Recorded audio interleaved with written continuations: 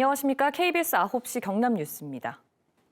역대 정부가 다양한 지방 살리기 정책을 내놨지만 수도권은 갈수록 비대해지고 지방은 위축되는 상황을 막지는 못했습니다. 수도권 집중과 지방 소멸 문제, 이제 더 이상 방치할 수 없습니다.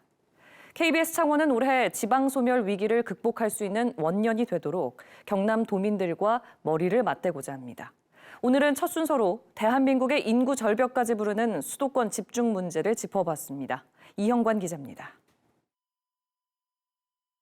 국토 면적 11.8%의 우리 인구 절반 이상이 모여 삽니다.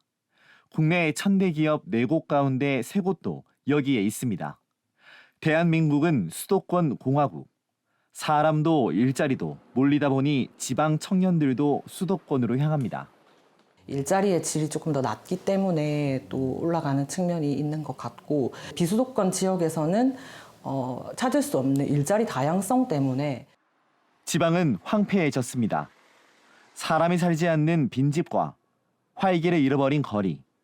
이제는 시골 마을이 아닌 지방 도심에서도 흔한 풍경입니다. 7년 전 338만 명이던 경남 인구는 꾸준히 감소해 330만 명 선이 무너졌고 지난해 325만 명을 기록했습니다. 그동안 우리 도에서도 많은 노력을 해왔지만 결코 쉽지가 않은 문제입니다. 경남 인재가 경남에서 교육받고 취업하고 정착할 수 있도록.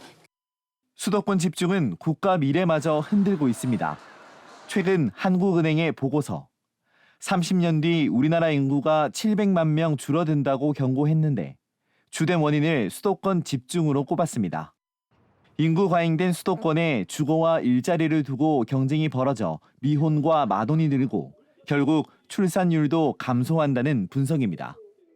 실제 지난해 3분기 우리나라 합계 출산율은 0.7명으로 이 가운데 서울은 0.59명으로 전국에서 가장 낮습니다. 수도권으로의 인구 유출은 그 자체로 전국 출생아 수를 감소시키게 됩니다. 우리나라의 합계 출산율은 세계적으로 낮은 수준이기 때문에 수도권 집중을 완화할 필요성이 있습니다. 지방 소멸은 물론 인구 절벽까지 부르는 수도권 일극 체제. 닥쳐온 위기 속에 지금의 상황을 벗어나기 위한 정부와 지방자치단체의 적극적인 대응이 필요합니다. KBS 뉴스 이형관입니다.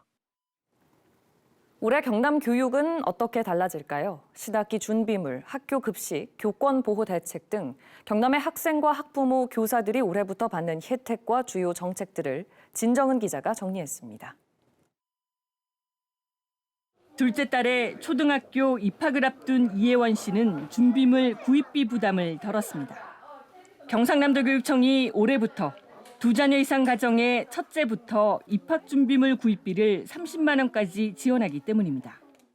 첫째는 지원이 없어서 준비하는 데 있어서 좀 금전적으로 부담이 많이 됐었는데 지원을 해주시니까 또 가방이나 이런 입학 준비를 하는 데 있어서 부담도 덜 되고. 오는 3월 경남의 모든 초중고등학교에 입학하는 2자녀 이상 가정의 학생 5만 3천여 명이 대상입니다. 필기구부터 가방, 신발 등 신학기 준비물 영수증을 학교에 내면 교육청이 현금으로 돌려줍니다. 학교 급식의 질은 높아지고 안전성도 강화됩니다. 경남교육청은 학교 급식 단가를 한 끼에 170원씩 4.8% 올리고 식재료에 대한 방사능과 중금속, 한우 유전자 검사를 확대합니다. 교권 보호 대책도 강화됩니다. 학교마다 학교장 중심의 민원 대응팀으로 접수 창구를 단일화하고 심각할 경우 교육감 고발제를 통해 경남교육청이 직접 대응합니다. 또 아동학대 신고 때 교원 보호를 위한 자문기구를 설치하고 지원청에 교권보호 전문가도 배치합니다.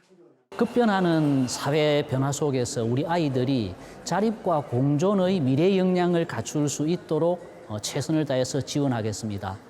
유치원생의 초등학교 적응을 미리 돕는 이음학기는 80개 유치원과 초등학교로 확대됩니다.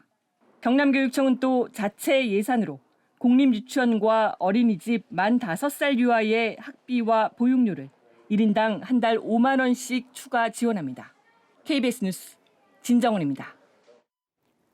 연말 연시 어려운 이웃을 돕기 위한 성금 모금이 진행되고 있습니다. 하지만 올해는 예년만 못합니다. 경기 불황과 한파 속에 사랑의 온기마저 얼어붙고 있습니다. 최진석 기자가 보도합니다. 보호처분 청소년들이 머무는 창원의 한 복지시설입니다. 5년 전 희망 나눔 캠페인으로 승합차를 지원받았고 견학과 교육 등 청소년을 위한 다양한 활동도 진행하고 있습니다. 인건비와 운영비는 다행히 정부 지원을 받지만 교육 사업비는 지원받지 못해 후원자들의 손길이 절실한 곳입니다. 기부금이 없으면 사실상 이 아이들을 위한 프로그램을 할 수가 없는 현실이고 30년이 넘은 건물에 자리 잡은 창원의 한 지역아동센터. 올해 소망은 찬바람이 숭숭 들어오는 낡은 창문 등 오래된 시설을 고치는 겁니다. 성금 등 외부 지원이 없으면 불가능한 일입니다. 그렇게 춥지도 않았는데 물이 얼어가지고 아동들도 화장실 사용이 어렵다 보니까 저희 센터 맞은편에 있는 그 동업보건지소에 양해를 구해가지고 그 화장실을.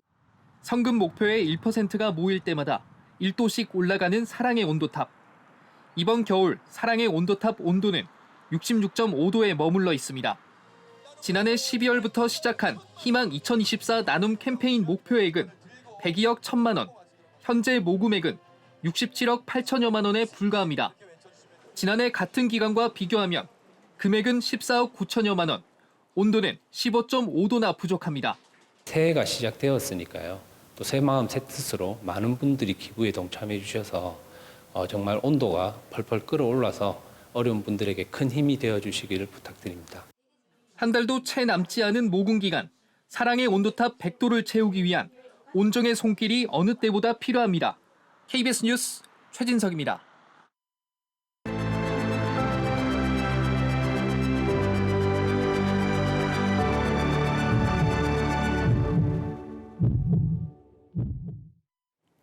올해로 조성 50주년을 맞는 창원 국가산단은 우리나라 제조업을 대표하는 이른바 히트 상품들을 만들어냈습니다. 이를 탄생시킨 주력 업종들은 여기에 그치지 않고 기존 기술력을 활용해 새로운 산업으로 분야를 넓히고 있습니다. 윤경재 기자가 보도합니다.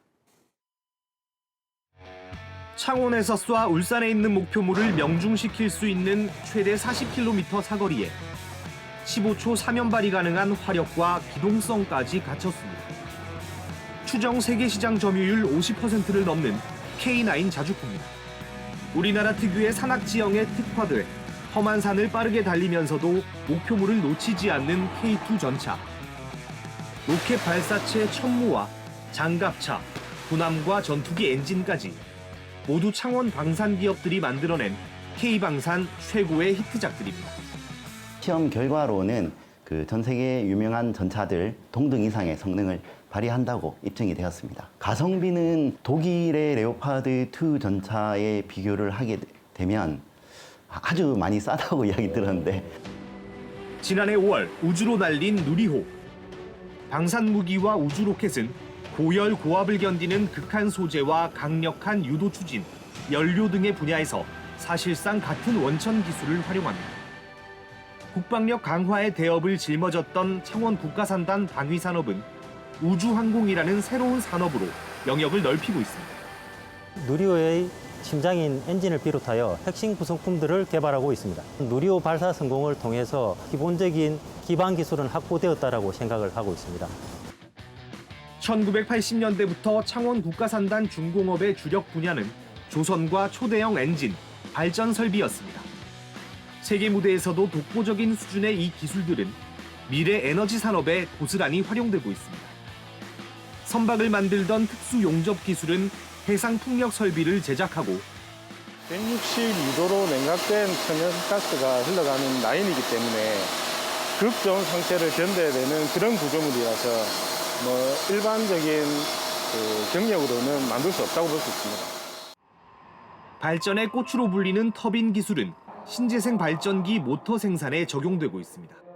전기를 만드는 사업을 계속적으로 영위를 해왔지만 앞으로도 이게 이제 신재생 에너지로 전환이 되면서 수소를 만든다든지 아니면 혼소를 만든다든지 하는 그런 가스터빈 쪽에 계속적으로 연구 개발을 하고 있고 원전은 소형 모듈 원전 SMR로 분야를 넓히고 정밀 기계 기술은 수소 생태계 구축의 바탕이 되고 있습니다. 기밀성이 얼만큼 잘 유지가 되는지도 되게 중요한데 그거는 어떻게 보면은 창원이나 이제 경남 지역에 있는 기계산업 쪽에서 상당히 노하우를 많이 가지고 있는 부분이라고 할 수 있어요. 티코의 길은 넓다. 아, 여유 있는 티코. 1991년 티코부터 우리나라 경차의 역사는 창원에서 이루어졌습니다. 냉장고와 에어컨을 필두로 한 전자제품도 창원 대표 히트 상품입니다.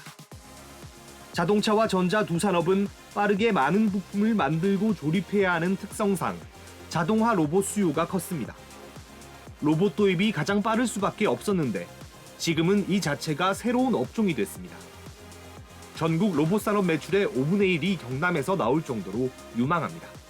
로봇 유지 보수, 그리고 설비 보전 관리, 전문가, 오퍼레이터 이런 기존에 없던 그런 새로운 부가가치 있는 업무를 창출해서 산업의 탄소 중립, 첨단화는 거스를 수 없는 시대의 흐름이 됐습니다. 이 흐름을 따라 창원 국가산단 역시 기존의 기술력을 활용해 산업 구조를 넓혀가고 있습니다.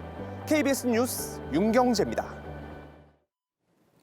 다음은 KBS의 희망 나눔 이웃 돕기 성금을 보내주신 분들입니다. 3일전공 주식회사 김태봉 대표이사와 임직원들께서 1,000만 원을 맡기셨습니다. 주식회사 대원전공 박재길 대표와 임직원들께서 500만 원, 부산신항 제2배후도로 주식회사 300만 원, 선왕 영농조합법인 안삼진 직원들께서 100만 원을 기탁하셨습니다. 성금을 보내주신 모든 분들께 감사드립니다.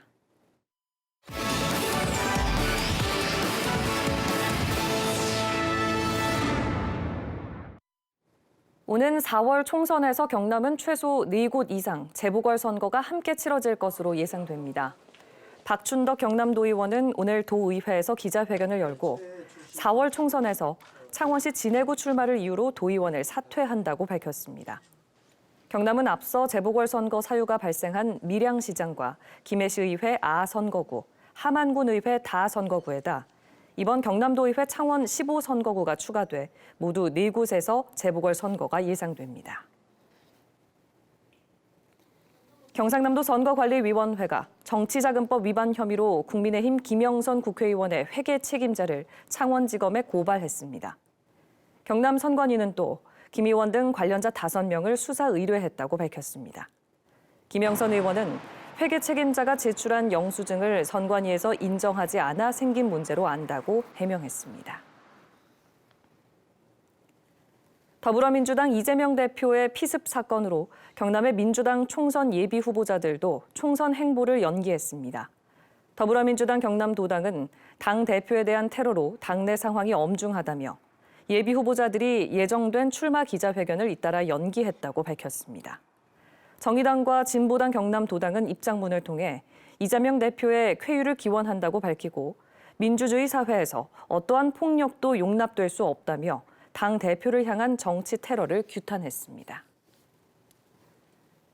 경상남도와 경남상공회의소협의회 등이 공동으로 주최한 2024년 신년 인사회가 오늘 창원 컨벤션 센터에서 열렸습니다. 신년 인사회에 참석한 각계 인사 600여 명은 올 한해 경남 경제의 도약과 도민의 삶이 더 나아져 희망의 새 경남시대가 되기를 기원했습니다.